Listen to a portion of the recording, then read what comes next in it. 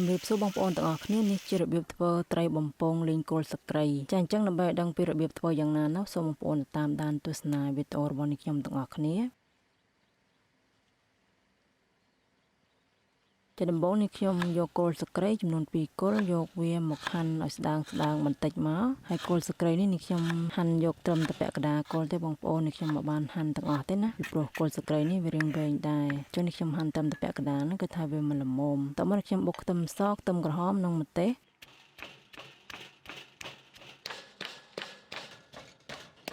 បន្ទាប់ពីបុក3មុខនឹងរួចរាល់ហើយនេះខ្ញុំចាប់ផ្ដើមមកបំពងត្រីនេះខ្ញុំដាក់ប្រេងឆាក្តៅសិនហើយប្រេងឆាយើងប្រើរាងច្រើនបន្តិចបងប្អូនតមកដាក់ម្សៅស្រួយចំនួន3ស្ព្រាបាយចូលរួចកូរឲ្យម្សៅស្រួយនឹងវារលាយល្អសិនមកតមកខ្ញុំដាក់ត្រីចូលតែម្ដងហើយត្រីនេះជាត្រីក្រហមបងប្អូននេះខ្ញុំបានផ្លះយកសាច់ផ្សេងឆ្អឹងផ្សេងអញ្ចឹងណា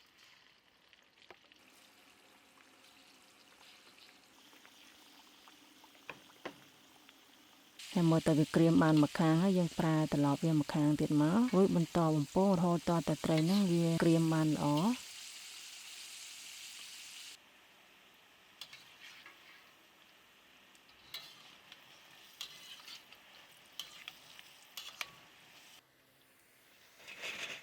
ចុះចំណែកផ្នែកឆ្អឹងវាខ្ញុំមិនបានចោលទេខ្ញុំកាត់វាជាកង់អញ្ចឹងមករួចបំពងរហូតតតែវាបានស្រួយល្អ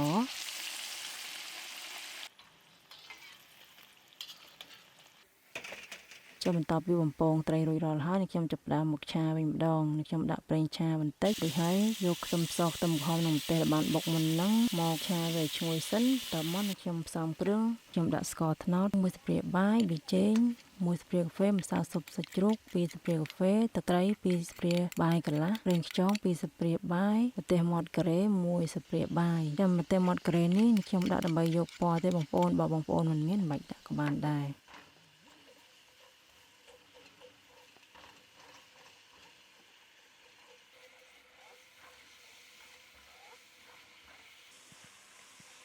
បន្ទាប់ពីឆាឲ្យគ្រឿងក្រូចនឹងវារលាយបានល្អហើយខ្ញុំបន្ថែមទឹកចំនួន50 ml ចូលរួចឆាឲ្យវារាងខាប់បន្តិចមកបងប្អូន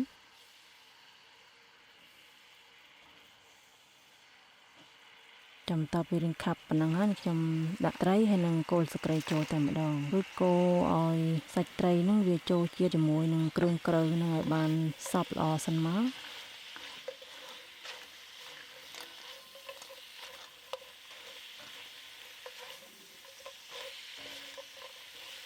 បន្ទាប់ពីសាច់ត្រីវាចូលជាតិជាមួយនឹងគ្រឿងហើយវារឹងកោកទឹកអញ្ចឹងបងប្អូនតែប៉ុណ្ណឹងគឺរួចរាល់ហើយណា